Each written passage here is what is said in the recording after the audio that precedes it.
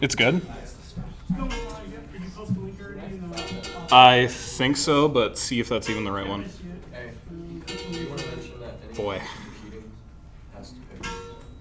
Yeah, that's on there. Logo you guys have. It's cyber. You like it? I do. So is it like full I on? made it in like And can you hear me? a minute. I can hear you. Okay. Should I turn up gain or anything? Or Oh, is that where you're gonna be talking from the whole time? Or? I'll be kind of moving around a bit. That might like come up to here. This is fine. Okay. Family complaints will move it up. Oh yeah, we don't have the YouTube thing signed in here. All right, Mike, shout out if there's anything in chat. Okay. I think we're good to get started. So if you haven't already, please fill out the attendance form. It's at attendance.offsec.club. Just put in your DSU email, all lowercase. We're pulling up questions.offsec.club again. It's something Chris wrote while totally not impaired by anything. So please no hacks. Well, that's the thing. Don't like dir bust it and stuff. But if you want to try, not during club, but on like the off time. Dot hacks on. Oh boy, people are already proxying it. Which Halo? Oh dear. So like during club, it's for like people who are kind of shy or people that don't want to like interrupt the flow. So we actually used it last time and answered a couple questions, and you probably didn't even notice because we just included it into what we were talking about. So That is not how you spell wrecked. Okay, so we'll be. What's the Slack link? It's kernelpoppers.slack.com if you want to go sign up. Yeah, I don't think that's anywhere in here. Good question. It's now gone. I'm guessing Chris clicked it.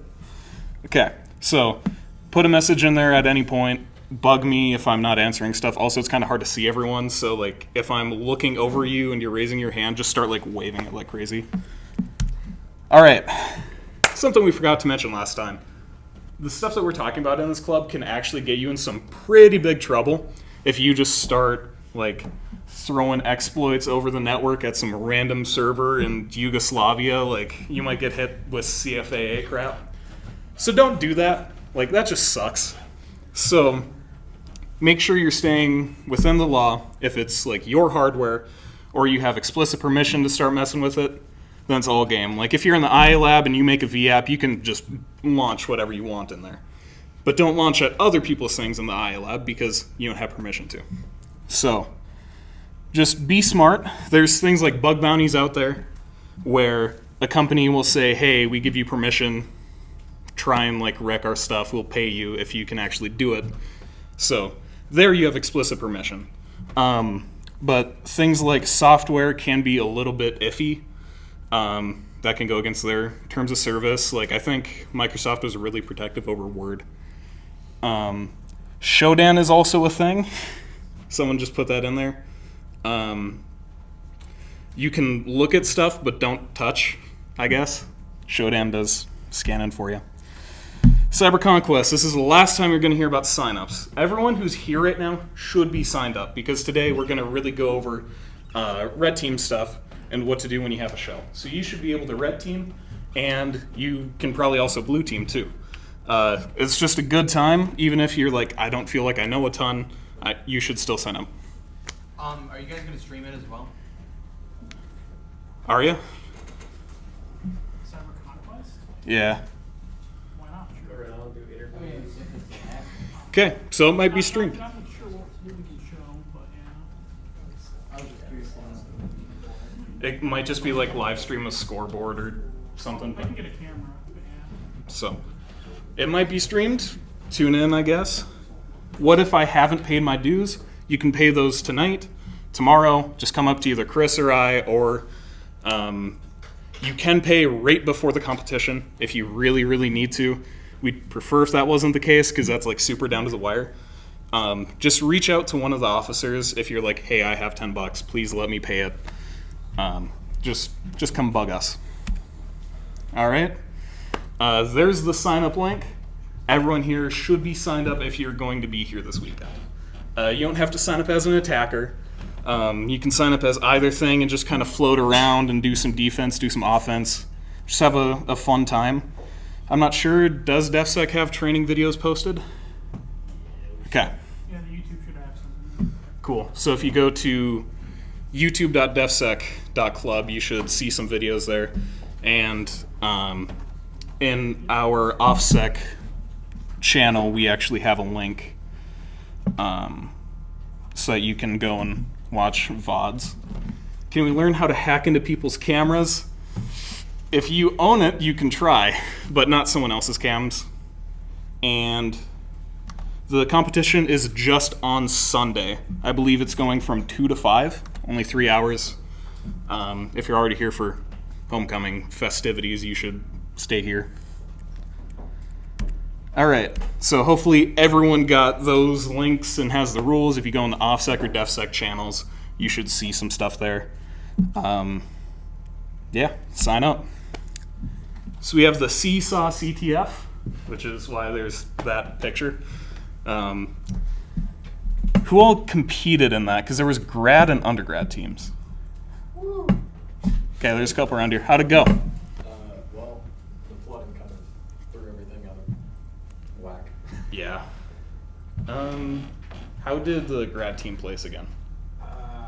Like 200 out of 1,600 or something? something like that, yeah. So actually pretty high up. How many challenges did you guys even solve? 86. We only got one. It sounded like Hang on, 2, right? Because you had 51 points, so there's the like welcome put in a flag. That doesn't count. Man, that's cyber. I'd count it. Yeah, it is. Considered, yeah. So overall, I think pretty decent showing, especially considering what was even like going on at the time. It was a rough weekend, so I'm glad that as many people are here as there is. So we still have this on our agenda. Get working Kali VM. This can help you during Cyber Conquest because I believe you're going to be able to hook up your laptop to the competition network. Don't live in IA Lab hacking VM. Set up your own, know how to use it, and like you can preload your Metasploit stuff. So it's best if you have that VM. It'll help you in Cyber Conquest if you're attacking or defending because you can go and exploit your own team's computers and secure them with scripts you've preloaded. We definitely did that last year, so that's a fun time. Try and go to all the computer clubs that you can. All of them are listed there except OffSec because I don't feel like repping us apparently. Tomorrow, programming club is Intro to Sorting, I believe. DefSec next Tuesday is Windows and Linux Firewall. Computer club, not entirely sure. Tom's been a little bit hand wavy of like there will be something, but they will meet next week on Monday. And then next week for OffSec, we're going to be talking about some recon stuff. Luke is going to be presenting on some OSINT, so it's not just me being a talking head screaming at you. So probably good to have a change of people. So that's what we've got kind of coming up this next week. Now current events, some good old OofSec. And Chris will take it from here for a little bit. Oh, there's a question. Hold up. But we like you talking? Bet. All right, so a little current events action. I threw like just a couple in here so that we have a little more time with lab stuff. This was a fun one. Does anybody know who Edward Snowden is? Oh, everybody? Oh, okay. So kind of a big deal. He published a book, and so the government was kind of just like being that extra where they were like, you're not going to get any money off your book. So there's a civil lawsuit that the government's pursuing against him.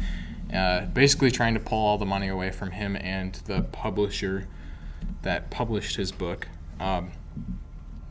That's kind of that. It's a weak story. All right, so this one was fun. There was a breach. It was a MongoDB database that didn't have a password on it. There were 24 million users in there.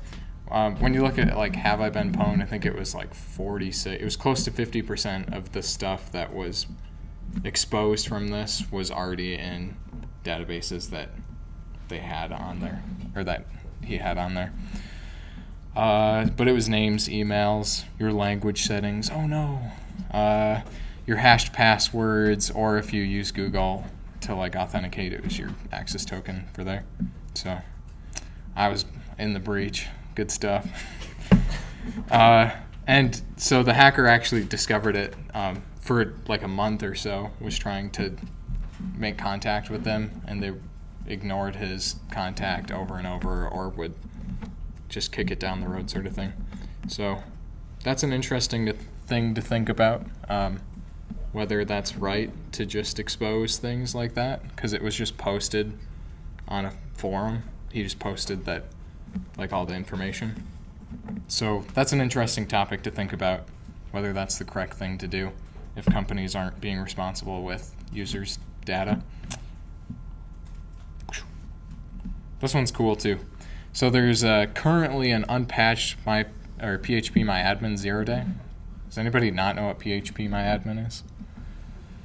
Yeah, a couple people. So we'll talk about it. So it's kind of like one of the more popular web interfaces for managing your databases. It's usually for MySQL and I think MongoDB, actually, or I think that's the other one.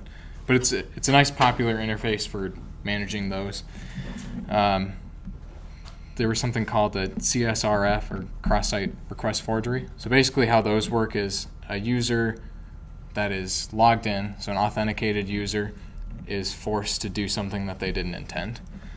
So here it was just basically social engineering is how you could go about this one. So, and what this did is it just deleted configured servers from PHPMyAdmin. It was kind of labeled as a medium threat, but if you could get someone to click on this link that was already logged in, it would remove the server.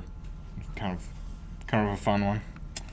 But yeah, that's currently exploitable.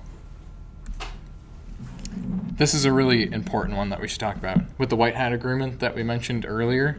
So there was a company called Coalfire that was kind of in the news.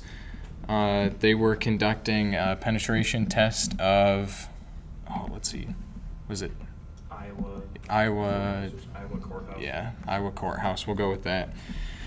So they were conducting a penetration test. It was kind of vague language describing what the test was like the parameters of the test. So they were asked to attempt unauthorized access to court records through various means to learn of any potential vulnerabilities. I don't know if that's the full quote of what it was, but it's kind of mentioned that it wasn't super clear. And then the state didn't really communicate with the county officials. So Coalfire actually attempted a physical breach for one of the county courthouses. And it was 2 employees that ended up, they're actually still sitting in jail right now. So not a good deal. And that's why scope is really important. Does anybody know what scope is? It's a brand of mouthwash. Yeah, there you go. Brand of mouthwash. Okay. So it's basically kind of just like, these are the parameter, like this is what you're allowed to attack, this is what you're not allowed to attack. Nice. Someone asked what scope is. So it's like what you're allowed to attack, what you're not allowed to attack. So in this case, yeah, the website's not working. So in this case, they were not allowed to attack physically, to like break into the facility, which they did and were caught. So, and that was not something that apparently they were allowed to do. They assumed that they were, so it was a miscommunication, but it led to some legal concerns.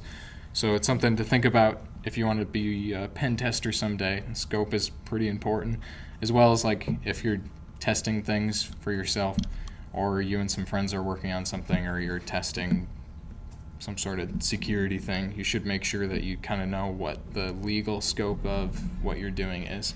It's important. Lab time. I don't know if you have it. You can go to the Reddit. Woo! Oh, flash interface again. Hello. Oh yeah. I like vulnerabilities.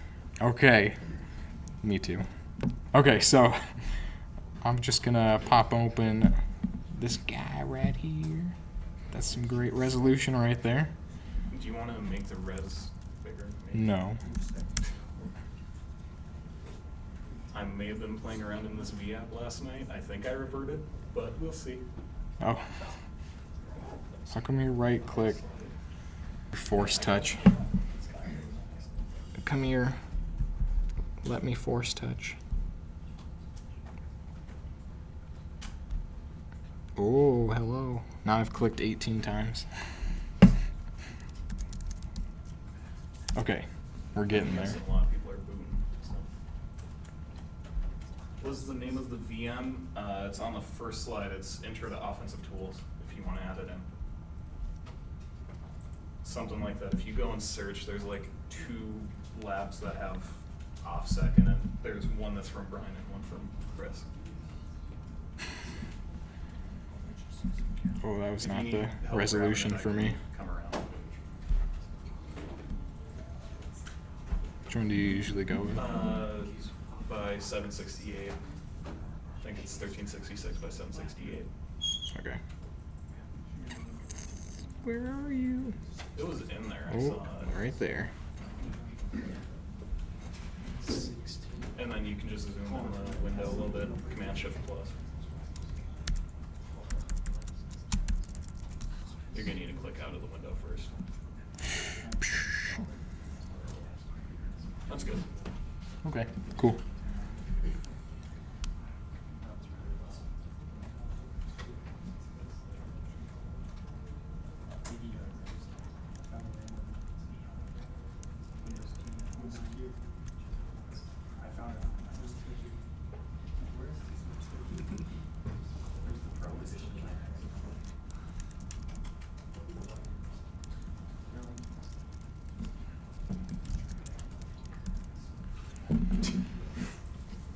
How's everyone doing?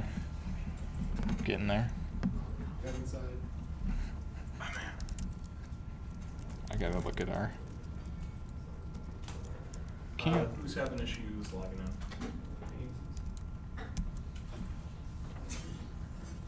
in? Whoever's 24.9, please.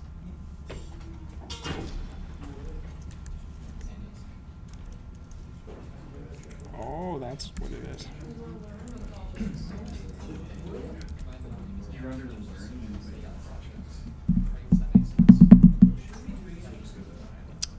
Just getting your stuff started up.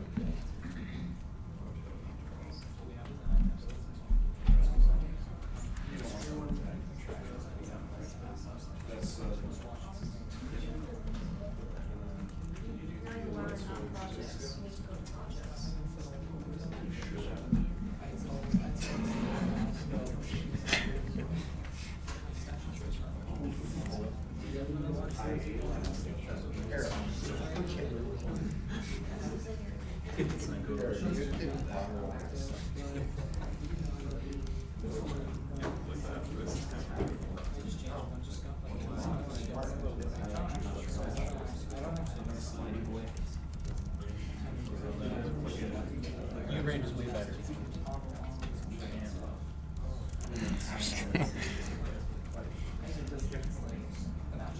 That look good.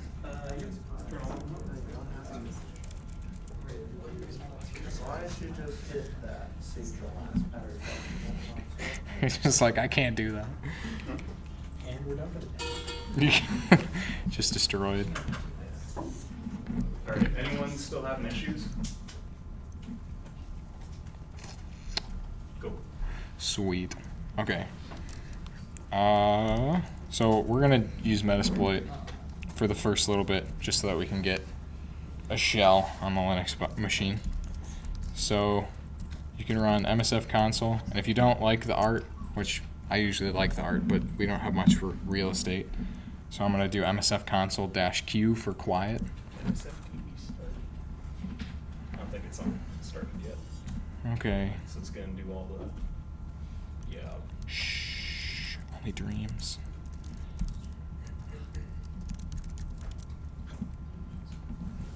Boom. So if you do that, then it is happy with you when you run it. MSFDB init. Or init. However you want to say it. I don't even fully know what it does. does other than it stops screaming at me. And that's good enough for me to run it. Nice. Okay. What was the exploit we used last time on our amazing Linux machine on the network? Does anybody remember?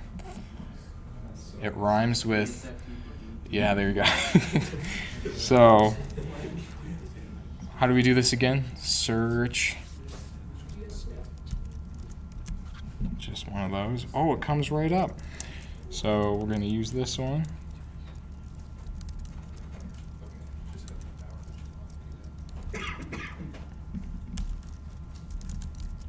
We'll say options to see. Got to set our parameters for it. And then the rhost is the machine or machines that we're attacking. So we'll set our hosts with a capital S. And then you might not remember this. I screen peeked earlier because from our scan that we did so that we don't have to redo our nmap scan. The IP of the Linux machine that we're attacking is 10.0.0.50. So we can set our host 10.0.0.50. I might be going fast.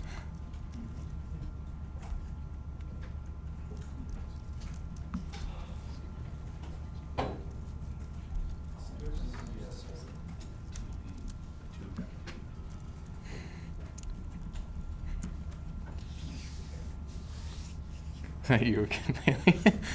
Asking about Han Montana Linux. So that earlier command was msfdb init. I think I spelled that right, yeah. That was what I ran before. And then we did msf console to get in. And we search for vsftpd, and we set our host to 10.0.0.50. Anybody feeling behind? Okay, we'll move on. So now at this point, we can either say run, or you can say exploit. It's going to send a smiley face to the username, and which opens up a nice little shell for us on port 6200. So now we can check to see if we're in. Oh, look at that. We've got root access to our machine. Have a Snapchat from your Oh, nice.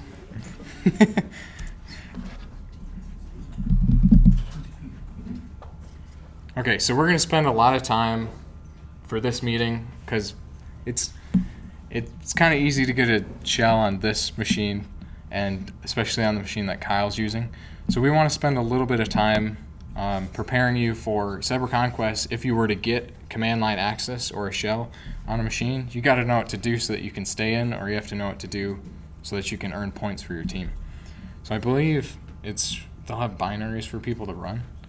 So the first thing we should worry about doing is let's make them accounts. How about that? So we're logged in. The way that this works is it's kind of goofy. We're not necessarily I guess we are the root user.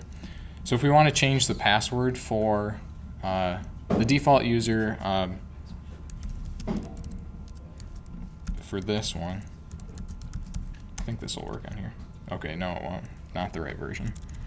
So this is Metasploitable, is what it is. And we can kind of guess that from scanning. It had all of the stuff open, and I'm just going to tell you that.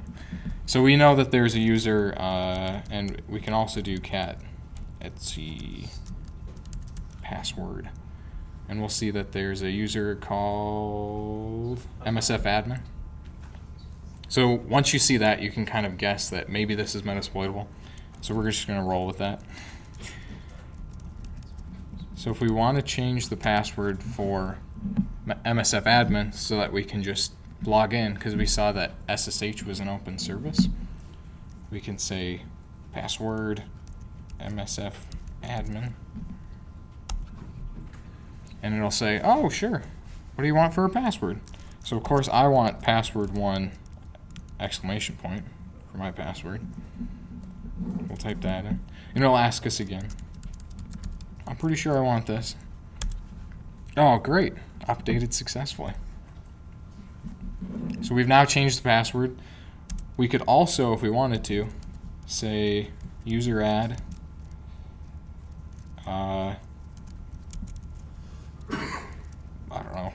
whatever we want to call it. User add Kyle. I don't think it'll work from here. Yeah, because the prompt is changing. Just gonna nope out of that. Oh, not that. Okay. So now we have our MSF admin. We know the password now. So if this was someone else's machine and they rely on that account, they're not going to have the password for that. But you can assume that they're logged in. And a fun thing with Linux is it doesn't necessarily kick you out when you change the password. So we want to be quick to get in and use our new password now. So a way that you can a supported way to command line log in is to use SSH. So we'll tell it SSH. We want to log in as MSFadmin, which was the user that we just made. And then you put an @ sign to say @ and you're going to give it what IP. So we're attacking 10.0.0.50. We'll press enter on that. It just asks about this. You can say yes. Just asking about that. And then for the password, we can put password 1!!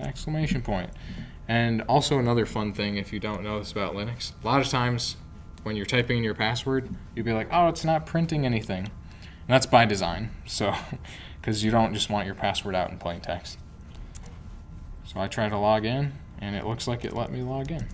And this is the same as like logging into Tom's server for one. Yep, this is the same as being in the server, except on this one we have root access so we can do what we want. Whereas on Tom's, you probably shouldn't do what you want on his server, unless you want to do your homework, which... All right, so we've got command. Okay, it doesn't like me. Does some fun stuff. So we've got access now. What should we do? We can do that user add thing that we did earlier. So we can now say user add Kyle. I really want my user named Kyle. Oh, Kyle already exists. Let's add a different one. No, I think it added it, but just. My user is Tom. Oh my gosh. Sudo bang bang. Yeah. So we have to do sudo. So MSFadmin by default is a sudo user. I could show you how to check that. So we'll say sudo user add Tom. And we'll say, great, what's your password? Like, we need to know if you have the power to do that. So we know it's password 1!! So now we have a user named Tom. We can change Tom's password using the same method as before. So right now it's not set to anything. Okay, we have to do sudo for that one again. Sudo password Tom. And I'm going to set it to password 1!! For that one, because it's easy to remember. For the competition, if you get access, you might not want to use password 1!! Or password 1!, because that's going to be most people's first guess. So now we're logged in here. We have our user, but our user isn't an admin. We just added a user named Tom. Oh, yeah, we're going to get to that. So we've got a backdoor user. Does anybody know how you would make them an admin?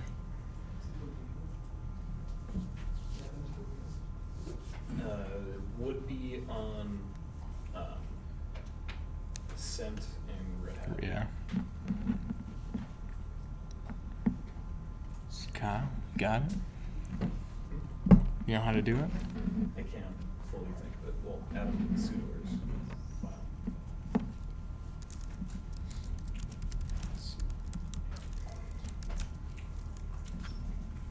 I think this works. I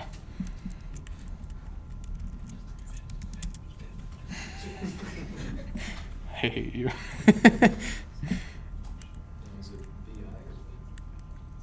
It's a good question. Okay, so I should probably show that better. So what I did is I said sudo vi. Vi is an editor, and then we told it we want to edit the file etc sudoers.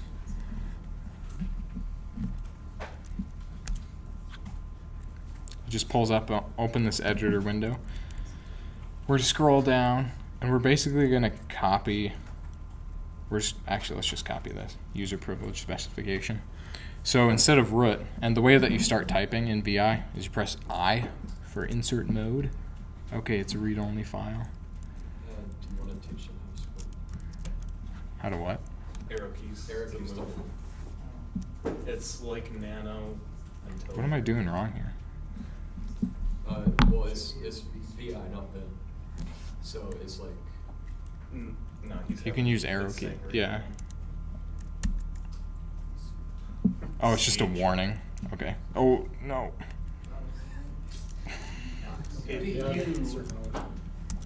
Okay. Now we're back in. My bad. It was just a warning. Okay.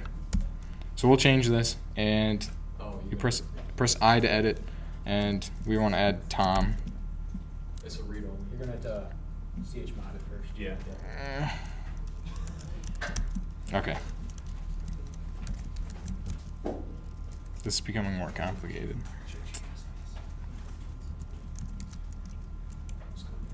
You could do that. Just 777 it. Full send. All right. I don't know if this is going to break other stuff, though. We're gonna need a pseudo. That's a good point. Yeah. So we're going to do this one. So chmod. Pseudo's a thing too. You're right. I can't type. So many people are mad. Okay. Yes, we do record the clubs if you're in the offsec There we channel. Up top, there should be a link to a playlist with all of our VODs. So VI sudo is the correct way to do this. So thanks for the shout out there. Sudo VI sudo. Boink. So we'll pop down here. We're basically going to copy this line. So I press I, and then I type Tom, all.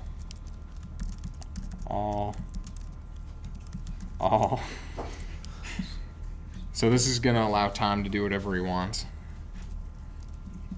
I think he already has those. Yeah. So to exit now, you have to press escape to get out of the insert mode. And then you do colon and WQ to save and quit. Get out of here, you hipster. So I probably lost everyone there. Can you pull up that command again real quick to edit it? Yeah, this one. Sudo. And then just etc sewers? Nope, nothing. That Yeah. goes and edits the file. Oh, okay. Yeah, my bad.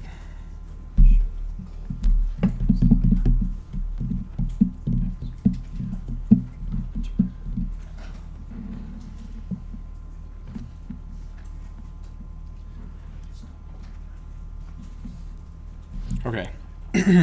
So at this point we have our backdoor user. Good deal. So now we have a way to get back in. But we also want to earn points. And so we talked about Cyber Conquest. You'll have executables to run. So you've got to find a way to get those executables onto the machines that you're attacking. I believe, whoa. I believe this one has. Okay, awesome. That makes it easier. So one way that we could do this, right now, this tab is in the machine. So if we go to a new tab, holy cow. Yeah, enhance. There's a neat thing that you can do with Python, and it's installed on Kali Linux for you. So it's called Simple HTTP Server. So actually the first thing that we're going to do, we'll create a file. I'm going to use nano because it's easier for most people to get out of. So we'll say nano, and then we'll call it, oh, nice. That was a good one. Bless you. Say nano hacks. And this one, we'll just, you've been hacked. You can put whatever you want in here. I'm just putting garbage stuff in here. So now we have this file named hacks. We can do this, Python, running a module called simple HTTP server. Actually, whoa, hello. Cal, your Mac is so fancy. Okay, we'll just run on port 80. And I'm gonna have to run this with, oh wait, I'm just gonna put it on here. I'm used to using Ubuntu, not Kali, so I have to put sudo for everything. So we'll say sudo python module simple HTTP server, and then the arguments that we're feeding that is port 80. Shaboink. So we run it. It says it's serving HTTP on publicly port 80. So now if we go back to this tab, we can use something called Wget. And we actually have to know.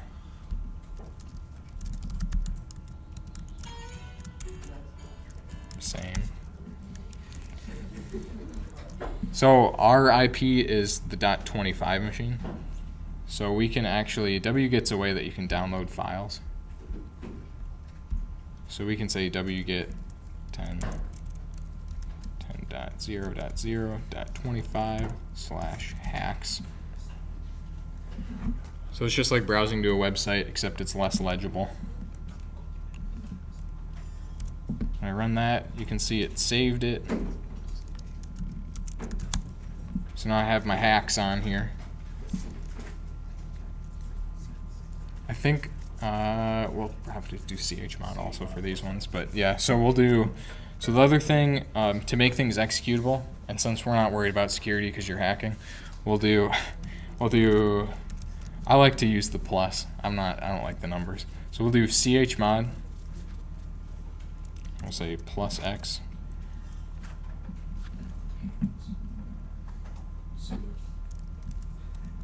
That's a fair point. Thank you. Someone put that they're lost. I can come help you. Where we go. I can't really. It's all good. So we could say chmod hacks boink. What this does, if I do ls-al, it tells me more information about the file, or about the files here. So we can see, like, just for visual pleasure, you can see that this is different from like one of these files. So now we should be able to do /hacks, and it'll run our executable that we've uploaded, which for me just prints out you've been hacked.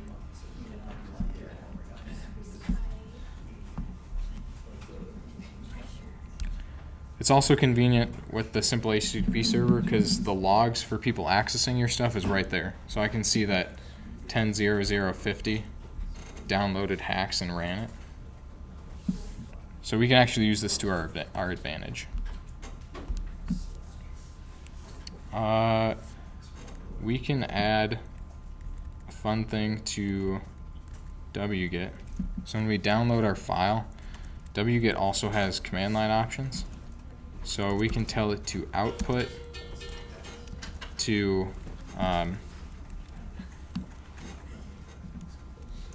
do this. Output to, come here. So it's an O, so capital O. So we're telling it where to output, and the dash represents standard out. So we're just outputting to standard out. So the contents of hacks, if I press enter on this, they're just going to get printed. My bad. Chris, there's a question. Ah.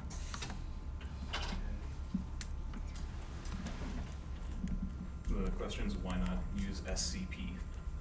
That's also a thing. In my opinion, it's a little more difficult. So I'm going to set this up as like a persistence thing, What am I doing wrong with this one?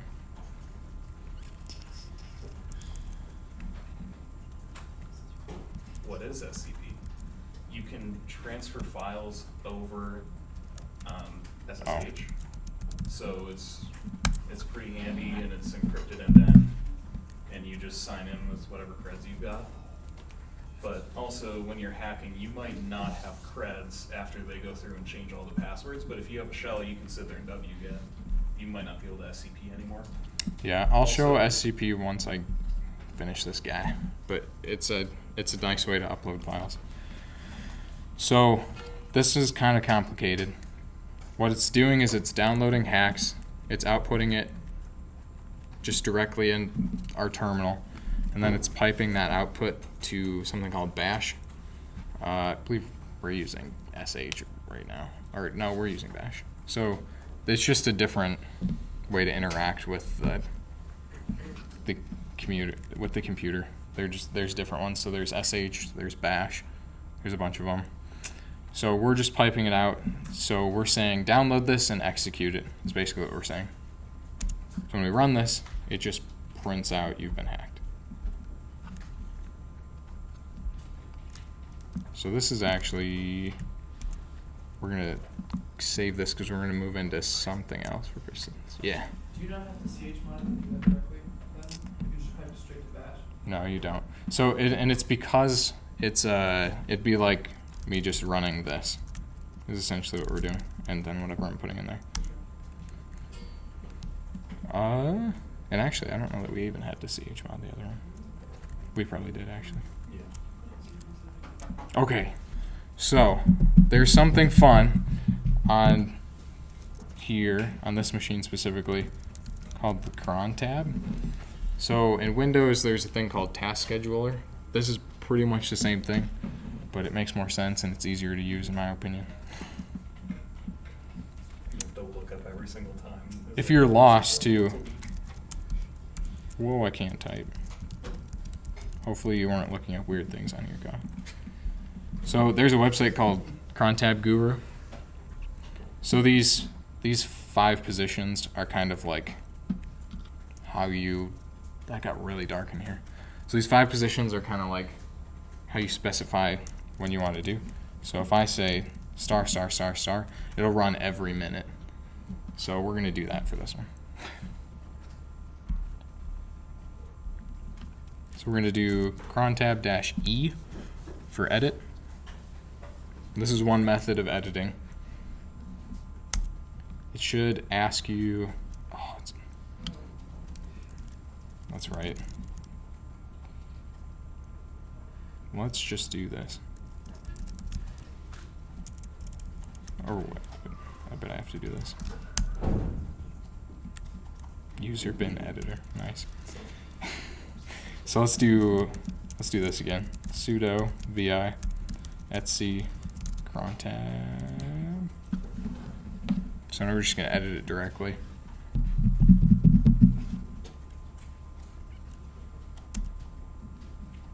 So you can see there's already some stuff in here. We're gonna add our own.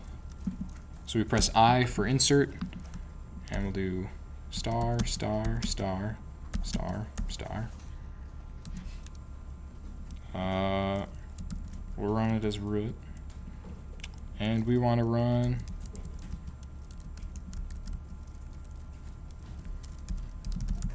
we're going to say download hacks, and this is exactly what we did before. This should work, except the echo thing will get mad. Well, you can change your script, like on your host. Yep. So every minute it's going to go out, re-download hacks, and spit it out and execute whatever was in that file. So to get out of this, you press escape, colon, WQ with quit. And it should say, well, normally it'll say installing new crontab. And now, what I mentioned before with this being really nice for your logs, you can, some of these are me, but you can come in here and it tells you at what time, and it tells you from what computer it downloaded and executed. So that's just a really simple HTTP persistence. And then if we want, all we have to do is you can just change this. So I can say touch Kyle. So I feel violated. Title 9. there, that's slightly better. Touch Kyle. Oh, that's supposed to be an S there. Okay, so what touch does is it just creates a file. So that eventually it's going to come out and grab that. And then we'll have a file in here named touch Kyle, or touch Kyle's hand. It should appear. So that's fun. The other thing that we should talk about that was brought up was SCP. So I just made a file named grape file. Similar to SSH, like the syntax is kind of the same. So it's from and then to is what you're doing. So we're going to say SCP grape, and we want to send it to Tom at 10.0.0. Yeah, it was 50. 10.0.0.50. And then we have to tell it where on that machine. So we're just going to send it to Tom's home directory. Sounds good to me. Oh, he's not going to have a home directory. Let's do...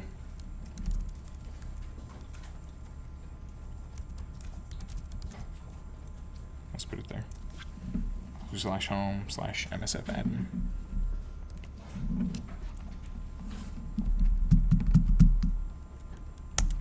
So I'll press that. It's going to ask for Tom's password. I give it the super... Oh, are you kidding me? Let me get rid of that. It's going to ask for my super secure password. He's not going to have permission to go to the home MSFadmin. Let's just put it in temp.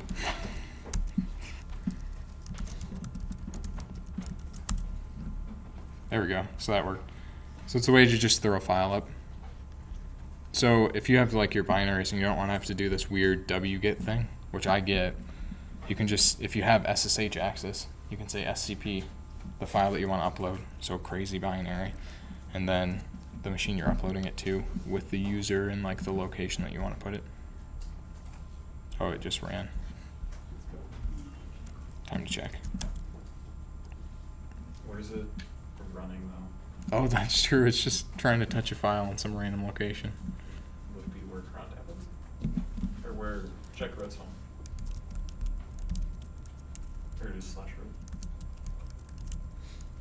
Yeah. There we go. Kyle's hand.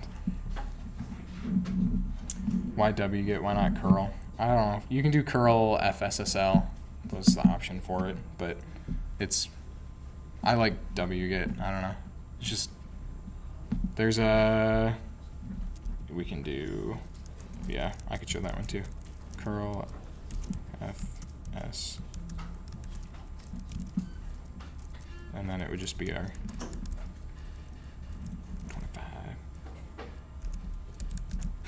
So just put y. Okay, so curl ffs. Yeah, and then that just outputs to... It's this pretty much the same thing. It's just less noisy, and some people like it because they think it's cleaner. Oh, permission denied. Can't touch your hand, Kyle. Sorry.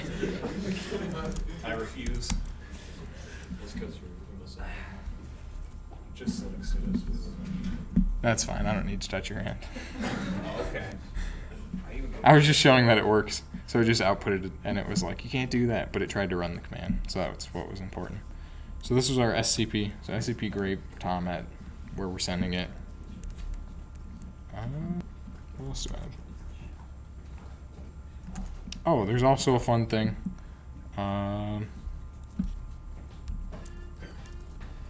So let's say I wrote this really great script and decided to name it script. Okay, you can't use that. I gotta remember that. So I'm writing this really great script. What should I do now? Touch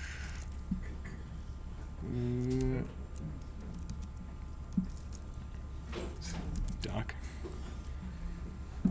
Sounds good to me. Oh, holy cow. I'm sorry. Yeah, you have to be out of insert mode to move.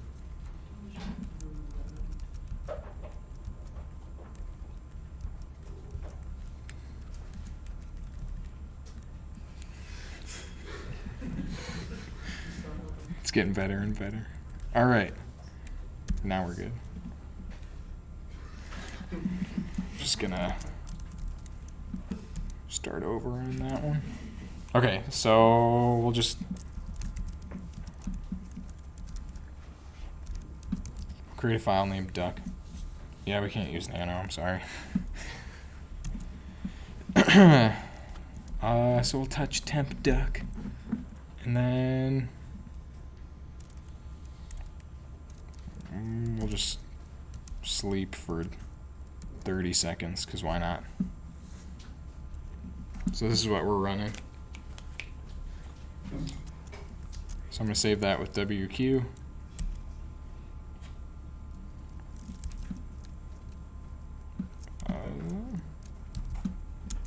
Come here. Holy cow. I can't type. +X. What did I call it? Script? Yeah, super descriptive. Alright. So now you can run things in the background. So you might not want like stuff clogging up what you're doing. So if I say /script to execute it, to run it in the background, I give it the nice little ampersand. Someone asked why not RMRF the box instantly. You want to steal points away from the other teams. So if they have services up on that box and you're running your persistence binary, it's split between how many people are on it, including the original team. So like say a service check is worth 100 points, that service is up and you're running persistence binary, you each get 50. If there's 2 teams on it, then everyone gets 33 something. Yeah. So Also, the fact that they're VMs, so they're most likely just going to revert it, so it's kind of pointless. Bad sportsmanship. Yeah, quit reverting. So, so we're like the ones that reverted the most. So this one's only really going to work if you can get it in one of their snapshots where they think they're fine, or if you can, like if they're not going to power off their machine a whole bunch.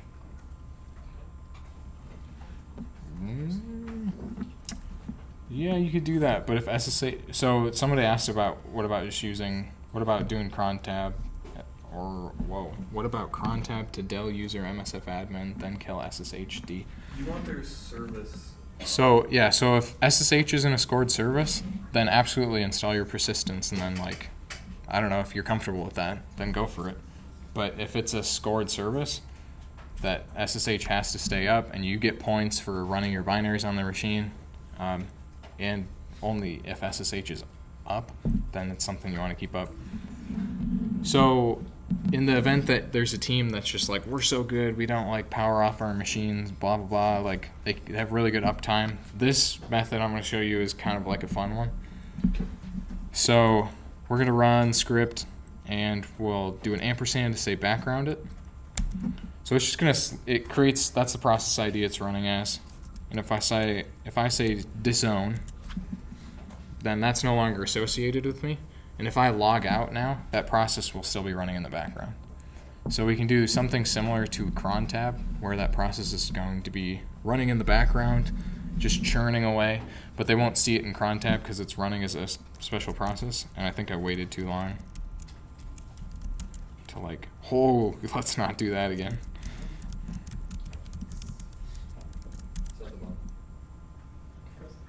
It's gone. Yeah, it died. Yeah. If you want something to do the same thing as disown that's POSIX compliant, you can also use no hub. Oh yeah, that one works too. Yep.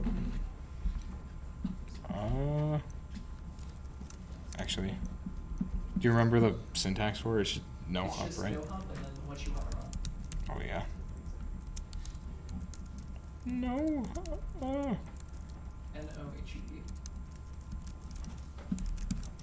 Boom. Back to the days when kernels were good. Get out of here. Yeah, so that's another way to do it. You can also use disown. This works too. But then that way, if you get kicked out of the machine, then your stuff is still running. So like, let's say I did my wget thing in script instead of writing something silly, where it just, I don't even know what I had it do. Oh yeah, where I just make the file duck or grape or whatever. I can have it do something useful where it runs that wget command, for example, and then the sleep would be a way that I could control it. So you can also do like, there's ways to do infinite loops. So you might want to look that up for bash. If you like, you just pull one of these.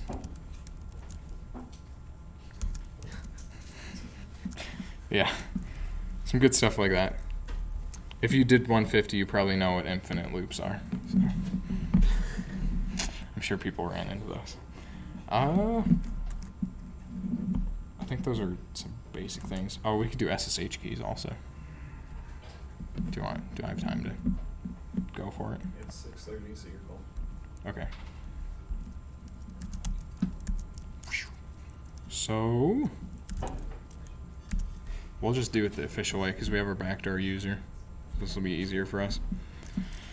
So the command that you want to run, so an SSH key would be a way that you could log in without having to remember a password. We can set it up. It's very nice for us when we're red teaming. A lot of times one of the first things that we'll do is we'll log in to all of your machines and install our SSH keys on there. So we don't have to, like if you change your password and then we're like, well that's fine because we can still log in. So that's something that happens. So in order to create one, you say SSH-keygen, and this is nice because it kind of does it for you. It's going to spit out a bunch of stuff. Like, oh, where do you want to save it? Actually, I'll just go with what it says. I think if I just boink, you pretty much press enter. So it's going to save it as in/root/.ssh/id_RSA. And no pass varies on that one. Prints out some nice art for us. And then the way that we can officially get it on there is to use ssh-copy-id, and we tell it, whoa, come here. And we tell it which one we're copying. So it told us it was root SSH, and then this one.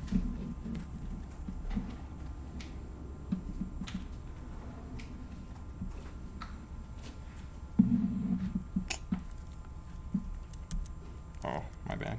I didn't mean to press enter. And we want to install it for our user Tom. Whoever's trying to exit VI, do :q exclamation point, not exclamation point q. If you do an exclamation point before, it'll try and run it on bash. And then there's another question for you, Chris. Can you just remove blue team's sudo permissions? Yeah, you could. We could do that too if you want to remove sudo permissions. It's pretty much the same as what we did before, except the opposite. If that makes sense. They're probably going to revert because they're like, I can't do anything on my box. So you might be shooting yourself in the foot if you go and revoke sudo. Yeah. So we're going to say SSH copy ID, the -I, we're telling it which one to send, and then we're saying where we're sending it. Boink. It'll be like, oh, what's the password? We used our great password. The objective of Cyber Conquest is to be on other people's boxes, run your persistence script, keep those services up so you get points for it, and then kick people out of your own boxes. That's the goal. Oh, we can't use Tom. We have to use MSFadmin. So we'll do this one. And we changed the password.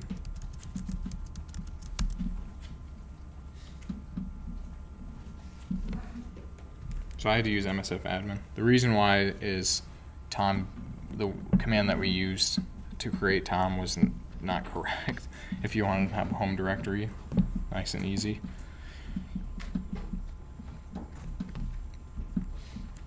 So now, when we try to SSH in,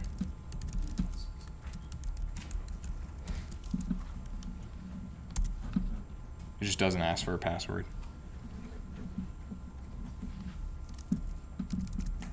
And a great place to look, oh, I can't use nano, I gotta remember. Great place to look is /etc sshd _config. That's where the setting is. That's, oh my gosh. There we go. That's where the setting is that, let's see, where are we at? So we scroll through this. Oh, they permit root login. So that means that root can just log in over the command line. Usually not a thing that you want to be a thing. So if you get into a machine, this might be something you want to turn on.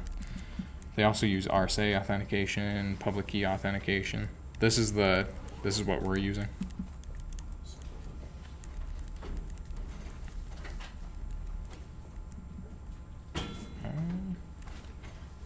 I think that's all the further we'll go with that.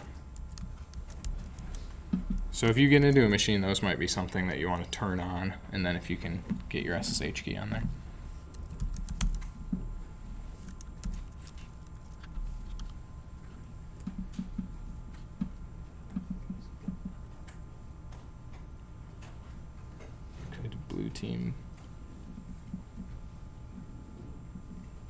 Could blue team boot AD?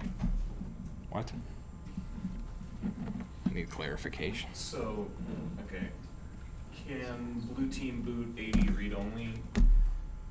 Yeah, but people are watching stuff minute 0. You're not going to hit read only in time. If I'm reading that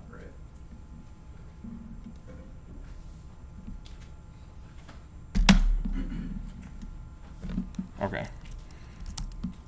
I think that's all that I'm going to show. Unless you thought there was more stuff. No, Just some basic. Windows stuff. I'll close out of these. Also, that machine's going to keep requesting things from you. So Great.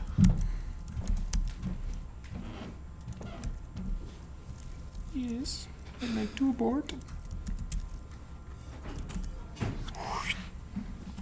Yeah, and then. Okay, cool.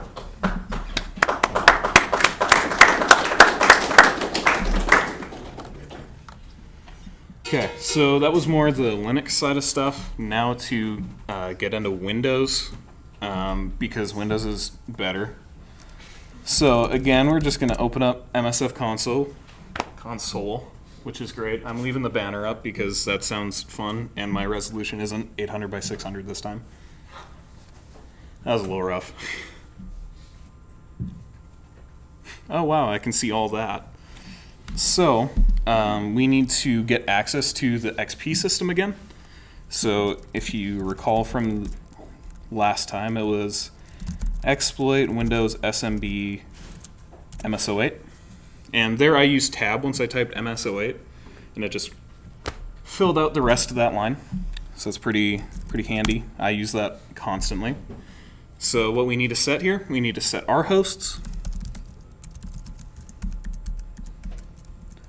to 10.00.100, and we need to set our payload. A little bit of line wrapping there, but set payload to Windows Interpreter bind TCP. We can run options again, kind of see what we're looking at. It's going to tell that box to open up port quad 4. You might want to change L port because now people know, oh, Interpreter quad 4. So you can just look out for those for blue teamers. All right, we should be good to give this a run and hope it doesn't break. Cool. Interpreter session 1 opened. We are in on this system. Now, I'm going to open up another tab. Ooh.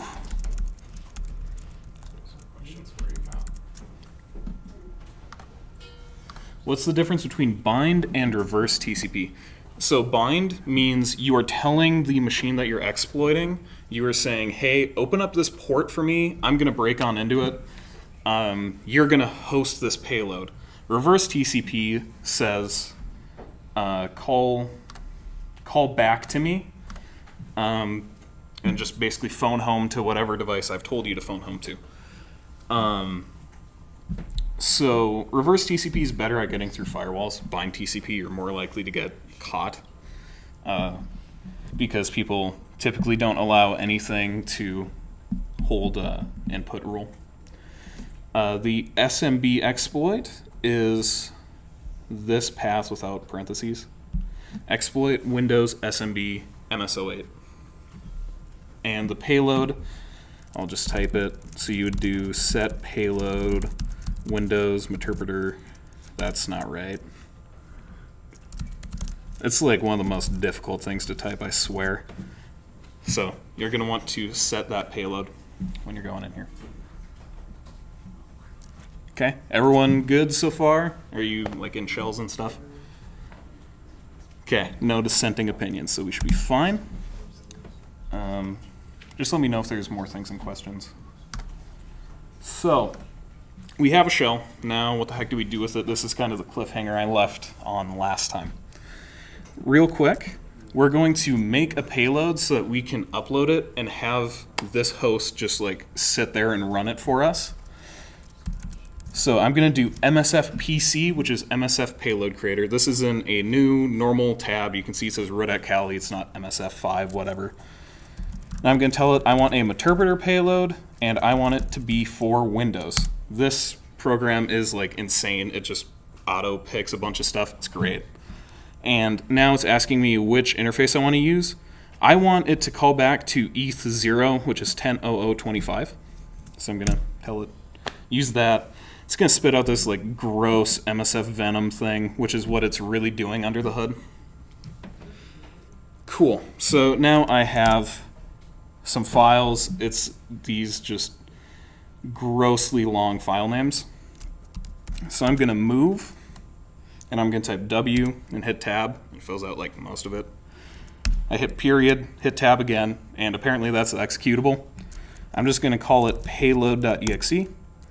And I'm going to do the MV Windows thing, move it to payload.rc. So now if I ls again, it's a lot cleaner. There aren't just massive file names. So we'll use those in a little bit. And let's see, we still have the nmap from last time, right? Oh dear. We're just gonna edit anyway. I'm gonna drop on down to 10.00.100, and here we can see the ports that are on it: 135, 139, 445, 1025, 5000. So it doesn't have remote desktop open, and I would like it to be because GUIs are way easier to play around in than this whole like you have to memorize every single command, right? So I'm gonna go in my shell, and I'm going to tell it run, which is saying I'm doing a post module. Run get GUI, tag u for username. I'm going to say backdoor. Ooh, that's cyber. It's a different password, password 3@, so that now no blue teamer will be able to guess how to get into my account. Because if you make it password 1 bang, everyone's just going to like try and guess that. So don't use password 1 bang during the competition. You can see it's saying run the actual post module, but we don't care about new things. We're old-fashioned here. We're still using XP. And then adding user to all these groups and stuff so that it can actually be used for RDP. Yet another terminal, because that sounds like a good time. Now I'm going to type rdesktop. This is remote desktop. To that IP. And it's going to get mad at me. It's going to say, hey, I can't connect. Because if we look at our nmap, that port's not open. So I can do run get GUI tag E. It'll spit out a bunch of stuff. It'll be all angry again. But this is going to actually enable RDP. It's saying opening up port and firewall. That's all good. You can hit up arrow, hit enter. And now here's beautiful RDP. I went ahead and enabled it on their system. It's XP. It autofills a root because, of course. So we can put in our creds. Username was backdoor, password was password3@.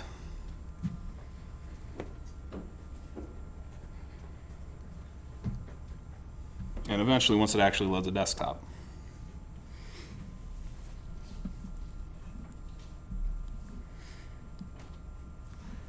It's glorious XP. Now we actually have a GUI session that we can start screwing around with stuff, just like if you were on the computer in the IA lab or you were running the computer yourself.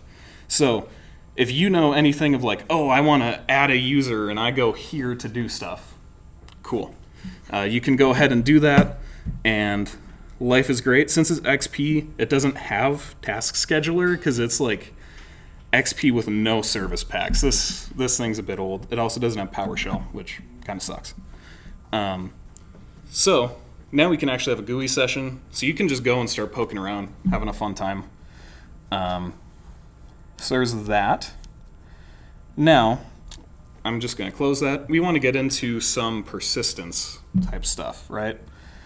If they reboot their computer, now we're just out and we're kind of screwed over. We don't really want that.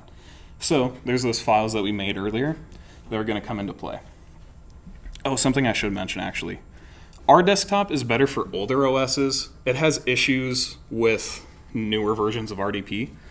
So what I like to use most of the time is X-Free RDP. This is, I think, installed in Kali by default now. /v:, the IP, /u, the username. By the way, this isn't going to work if anyone's like furiously typing, because this is too old. X-Free RDP doesn't know what the heck to do with it. So this is how I would remote in using X-Free RDP, if that's what I'm going with. That's a lot more optimal. Something to be aware of is that now you're saving your password on your command line. Be aware it'll show up in your bash history, or you can just be cool and put a space in front of it, and now no one knows. So those are kind of your two remote desktop options. You can even see if I hit up arrow that it just goes to this command up here. Since I put a space there, it just doesn't show up. All right.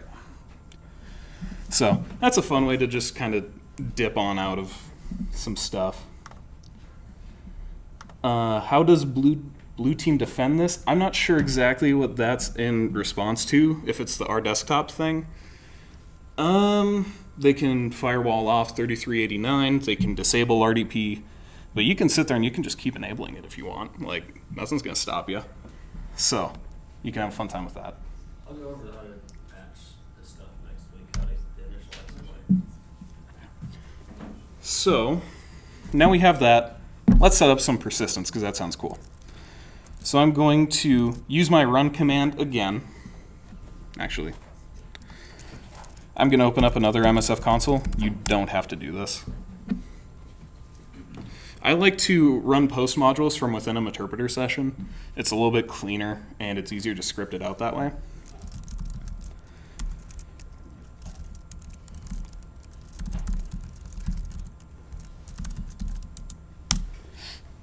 This is the module I actually want to use to set up my persistence, and we can take a peek at its options.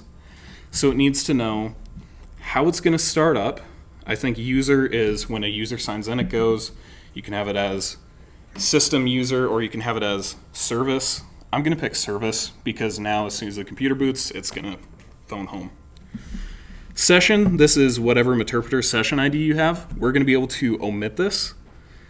Our exe path is remote exe path. It's basically saying what binary am I using that I'm going to upload on that system and I'm going to install as a service or whatever. And here's what it's going to be called on the remote system. So by default, it's default.exe. So if you see any of those rolling around at Cyber Conquest, people have persistence probably. So I'm going to specify that same path that was over here. So it's post Windows manage persistence exe.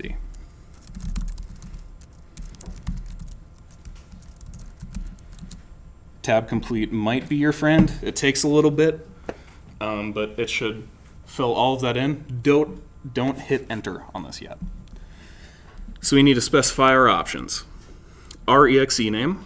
So I can just come over here and say our exe name equals legit.exe. No one will suspect a thing. We have our exe path, and that is, what do I call it, payload.exe. That's what it's named on your computer. You can specify full path there. We have startup, which is equal to service for me, if I can spell. And, oh, session. It assumes the session when you're running it in Meterpreter. It's like, oh, I'm running here. So we should be good to hit enter. And it's going to get all like red and angry, saying, oh, that failed. But that's all fine. I'm going to hit Control-Z to background. Then I'm going to type a Y, which you can't see, and hit enter.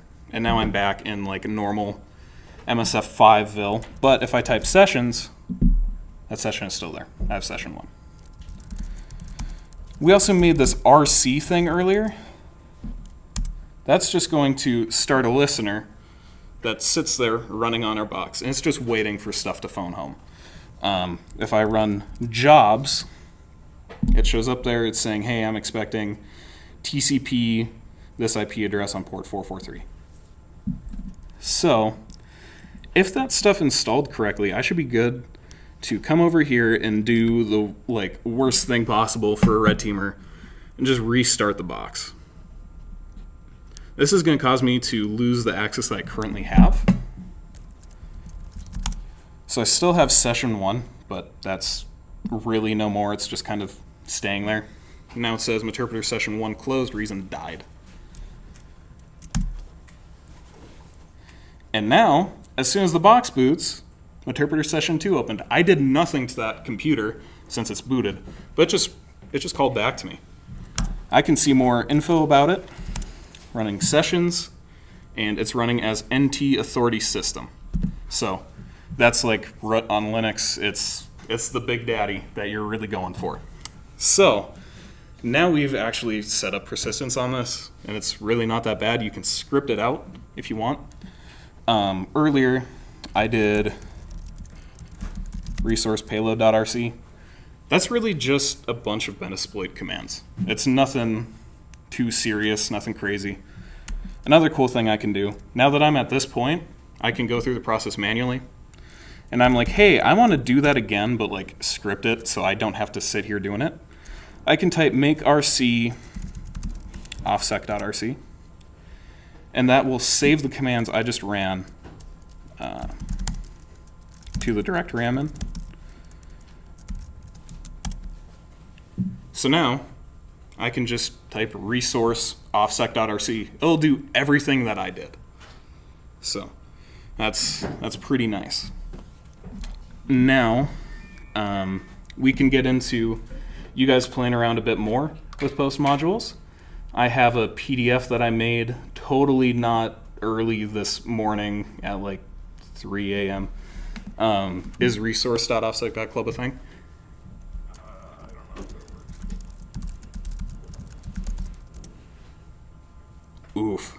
Or is it resources? Yeah, try resources. Boom. I'm in.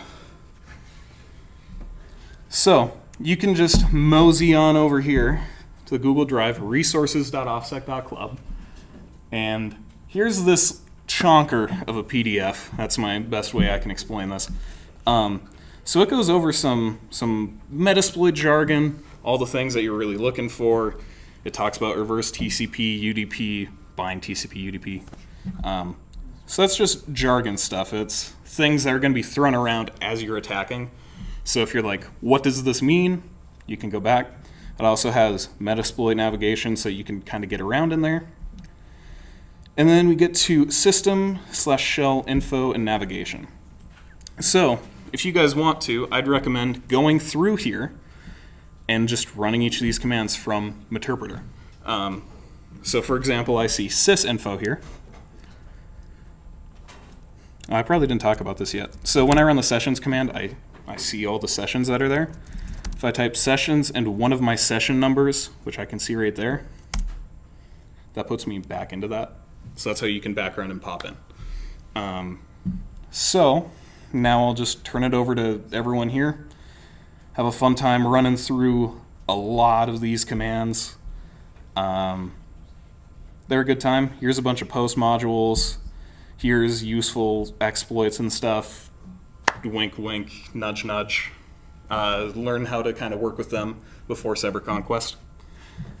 Yeah, so go have a fun time. There's a thing on Friday that Tom said something about.